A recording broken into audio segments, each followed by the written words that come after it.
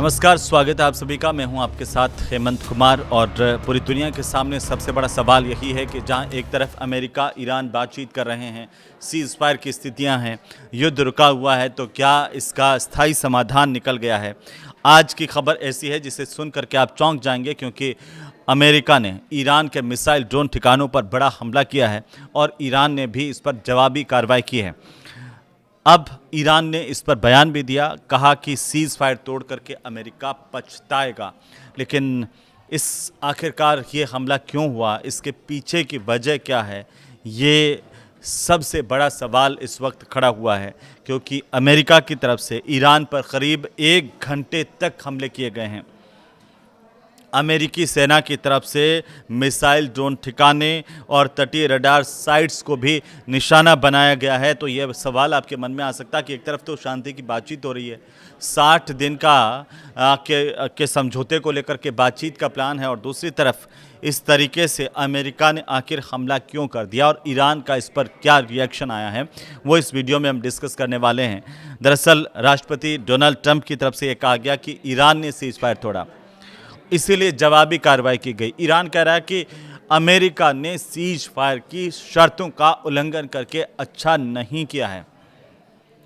उधर खबर यह है कि अमेरिकी सेंट्रल कमांड ने कहा है कि 25 जून को ईरान ने हॉर्मुज स्ट्रेट में सिंगापुर के cargo ship MV ever lovely पर ड्रोन से हमला किया।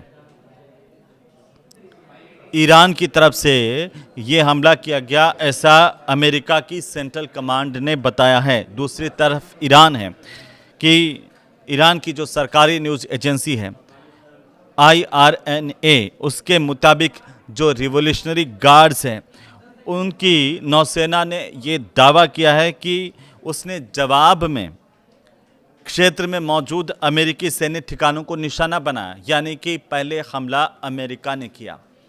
ये आरोप अमेरिका और ईरान अब दोनों एक दूसरे पर लगा रहे हैं। और मैं एक बार फिर से आपको बताऊं कि एक तरफ जहां बातचीत कर रहे हैं दोनों देश, वहां पर हमले की स्थितियां क्यों बन रही है, और क्या आप ये जो जंग रुकी हुई देख रहे हैं या बातचीत देख रहे हैं, क्या वो स्थायी है, क्या ये स्थायी सीज़ फायर है, इसे लेकर के सवाल खड़े हो गए हैं। क्योंकि ईरान की जो संसद सदस्य है इब्राहिम अजीजी ने उन्होंने सोशल मीडिया पर लिखा कि अमेरिका ने एक बार फिर से बातचीत के दौरान ईरान पर हमला किया है। युद्ध विराम का ये उल्लंघन अमेरिका के पीछे हटने और पछतावे की वजह बनेगा। ये बहुत बड़ा बयान आया है। अब अगले घंटों की बात करें, उससे पहले मैं आपको बताऊं पिछले 24 घंटे के 5 सबसे बड़े अपडेट्स अमेरिका ईरान को लेकर के क्या आ रहे हैं। क्योंकि सबसे बड़ी बात यह है कि नाटो देशों पर ईरान का निशाना है, और ईरान ने आरोप लगाया कि अमेरिका और इजराइल के हमले में साथ देने वाले जो नाटो सदस्य हैं, ऐसे देश, उनको जवाबदेह ठहराया जाना चाहिए। विदेश मंत्रालय की तरफ से ईरान के विदेश मंत्रालय ने ये कहा कि इन देशों को ये बताना चाहिए कि उन्होंने इस सैन्य कार्रवाई का समर्थन क्यों किया। दूसरी सबसे बड़ी बात 24 घंटे में यह हुई कि हॉर्मुज पर जहाज पर हमला हुआ है हॉर्मुज में, और समुद्री सुरक्षा को लेकर के फिर से बड़े सवाल खड़े हो गए हैं। दरअसल ओमान के तट के पास में हॉर्मुज स्ट्रेट में एक मालवाहक जो जहाज है, उस पर हमला हुआ है अज्ञात हथियारों से, और जहाज के ब्रिज को काफ़ी नुकसान पहुंचा, इस तरह की जानकारी सामने आ रही है। हालांकि किसी के हताहत होने की इस दौरान की खबर नहीं है, लेकिन फिर भी इस घटना के बाद संयुक्त राष्ट्र संघ ने 11,000 नाविकों को निकालने का जो अभियान है वो फिलहाल के लिए रोक दिया है। अब यहाँ पर भी बड़ा सवाल यह है कि जहाँ हॉर्मुज में शांति की बात हो रही थी, ये कहा जा रहा था कि अब सुरक्षित तरीके से वाहनों जो जहाज हैं उनकी आवाजाही इस रास्ते से होगी, लेकिन यहाँ पर ओमान के तट के पास में जिस तरीके से एक जहाज पर हमला हुआ, फिर यहाँ पर हॉर्मुज की सुरक्षा का संकट खड़ा हो गया है। तीसरी सबसे बड़ी बात यह हुई है कि लेबनान में फिर से तनाव बढ़ने के संकेत दिख रहे हैं, क्योंकि इजरायली सेना ने दक्षिणी लेबनान का जो इलाका है अल मंसूरी, उस इलाके में लोगों को घर खाली करने की चेतावनी दे दी है। हिजबुल्लाह के प्रमुख नईम कासिम हैं, उन्होंने ये कहा कि इजराइल को लेबनान की पूरी ज़मीन से बिना शर्त हटना होगा और संगठन किसी भी हालत में इजराइल से रिश्ते सामान्य नहीं करेगा। ये हिजबुल्लाह की तरफ से कहा गया है। तो ऐसे में वहाँ पर शांति कैसे स्थापित होगी? अगर लेबनान में शांति नहीं है तो क्या इसका असर पूरे मिडिल ईस्ट पर पड़ना तय है? ये बहुत बड़ा सवाल है। चौथी बड़ी बात क्या हुई है पिछले 24 घंटों में? वो यह हुई है कि ईरान और अमेरिका, ये दोनों देश हैं, इनकी समझौते की दिशा में बातचीत लगातार हो रही है और अच्छी बात यह है कि बातचीत सकारात्मक तरीके से आगे बढ़ती हुई नज़र आ रही है, क्योंकि अमेरिका और ईरान के बीच में तकनीकी स्तर की बातचीत पूरी हो गई है। दोनों देशों ने 4 संयुक्त कमेटियां आपस में बनाने और 60 दिन में एक अंतिम समझौते पर पहुंचने, अंतिम समझौता करने के लिए एक रोडमैप तैयार करने पर आपस में सहमति बनाई है। यह अच्छी बात है। रूस ने भी इसे लेकर के ये बयान दिया, कहा कि अंतिम समझौता होने पर संयुक्त राष्ट्र सुरक्षा परिषद में उसका वो समर्थन करेगा। ये रसिया की तरफ से कहा गया है। वहीं परमाणु कार्यक्रम पर क्या हुआ है और तेल बाज़ार के हाल क्या है, ये हर कोई जानना चाह रहा है। ख़ासतौर पर भारत के लोग ये अमूमन जानना चाहते हैं कि आखिर तेल बाज़ार में क्या चल रहा है, क्योंकि क्या वहाँ पर तेल बाज़ार में क्रूड ऑयल की कीमतें गिर रही हैं, स्थायी हैं या बढ़ रही है, और अगर कीमतें गिरती हैं तो भारत के तेल बाज़ार में इससे का असर क्या होगा, इस पर सबकी नज़र होती है। मैं आपको बताऊं कि IAEA की तरफ से यह कहा गया है कि उसकी टीम जल्द ही जो ईरान के परमाणु ठिकाने हैं उनका निरीक्षण करेगी। दूसरी तरफ हॉर्मुज के इलाके में तनाव के चलते कच्चे तेल की कीमतों में एक बार फिर से तेज़ी देखी जा रही है। तो आप ये मान के चलिए कि अभी स्टेबल नहीं है तेल की कीमतें, ख़ासतौर पर क्रूड ऑयल को लेकर के हम बात करें, जबकि भारत की तरफ से जो कमर्शियल LPG की सप्लाई है उस पर तमाम तरह की जो पाबंदियां युद्ध के दौरान लगाई गई थी, वो पाबंदियां हटा करके आपूर्ति पूरी तरह से सामान्य करने का फैसला किया गया है। लेकिन जो अभी अपडेट आ रही है वो मैं आपको बताऊं कि लेबनान पर इजराइल का कब्ज़ा करने की जानकारी भी सामने आ रही है, और कहां आखिरकार लेबनान और इजराइल के बीच में ये जो प्रतिद्वंदिता चल रही है, युद्ध चल रहा है, उसमें समस्याएं आती नज़र आ रही है।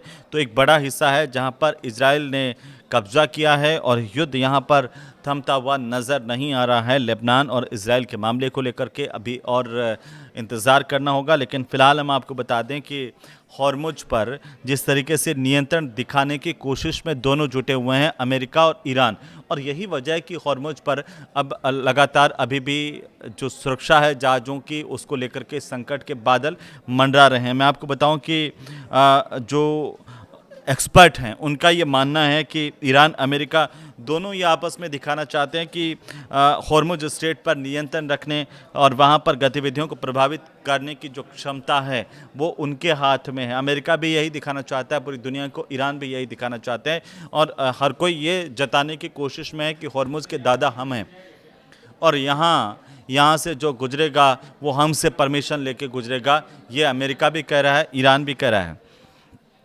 और इसी वजह से ये जो हालिया तनाव है, जहाँ पर हॉर्मुज में भी जहाज पर हमले होने की खबरें आ रही है, वो इसी वजह से आ रही है, ये एक्सपर्ट्स का मानना है।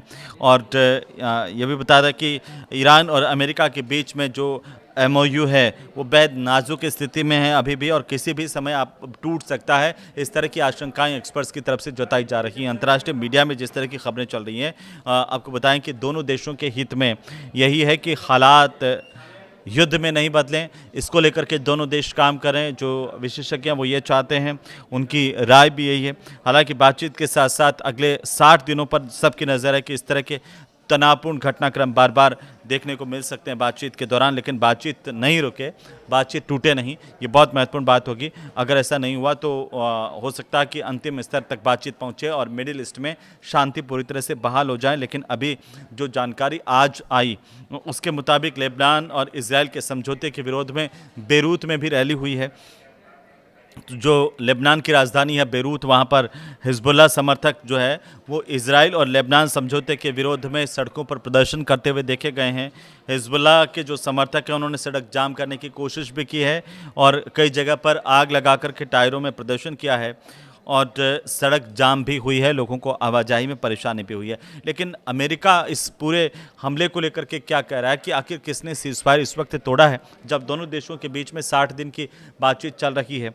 तो ईरान के विदेश मंत्रालय का एक बयान आया है अभी अभी, वो मैं आपको बताता चलूँ कि ईरानी सेना ने अमेरिका से जुड़े जो ठिकाने हैं उन पर हमला किया है। ये जानकारी ईरान के विदेश मंत्रालय की तरफ से साझा की गई है और मंत्रालय के मुताबिक ये जो कार्रवाई है वो ईरान के दक्षिण तटीय इलाकों में हुए अमेरिकी हवाई हमलों के जवाब में की गई। यानी कि कहा गया ईरानी विदेश मंत्रालय की तरफ से कि पहले हमला अमेरिका की तरफ से किया गया, इसका मुंहतोड़ जवाब दिया गया। बयान में ये भी कहा गया है कि अमेरिकी हमले संयुक्त राष्ट्र चार्टर और दोनों देशों के बीच में जो बातचीत हो रही है, युद्ध समाप्त करने को लेकर के जो मेमोरेंडम हुआ है उसका घोर उल्लंघन है। और ईरान ने हालांकि ये नहीं बताया कि किन ठिकानों को निशाना बनाया गया है और वे किस स्थान पर स्थित हैं, लेकिन इसे लेकर ईरान ने कड़ी प्रतिक्रिया दी है। और साथ ही साथ मैं आपको बताऊं कि लेबनान इज़राइल जो सीमा है उसके पास इजरायली बमबारी भी आज देखने को मिली है, क्योंकि लेबनान की जो नेशनल न्यूज़ एजेंसी है उसकी खबरें इस तरह से आई है कि इजराइल की जो सेना है उसने रात के वक्त में लेबनान इजरायली सीमा के पास में बमबारी की है। और ये जो इलाका है सीमा से करीब 1.5 किलोमीटर दूर बताया जा रहा है। अभी ईरानी मीडिया ये दावा कर रहा है कि जो अमेरिका की तरफ से हमले किए हैं उनमें किसी तरह का हालांकि कोई नुकसान नहीं हुआ है, लेकिन इसमें युद्ध की आशंकाएं लगातार फिर से गहराती नज़र आ रही है। आपको क्या लगता है कि क्या ये युद्ध कभी रुक पाएगा, और आखिर क्यों बार बार जब एक तरफ शांति समझौता हो रहा है, बातचीत हो रही है, ऐसे वक्त में अमेरिका या ईरान क्यों ये आपस में हमला करने का जोखिम उठा रहे हैं? क्या चाहते हैं दोनों देश? इस पर टिप्पणी कीजिए, कमेंट कीजिए, और ये वीडियो आपको अच्छा लगे तो हमें ज़रूर बताइए और साथ ही इसे शेयर भी कीजिए, लाइक भी कीजिए। नमस्कार।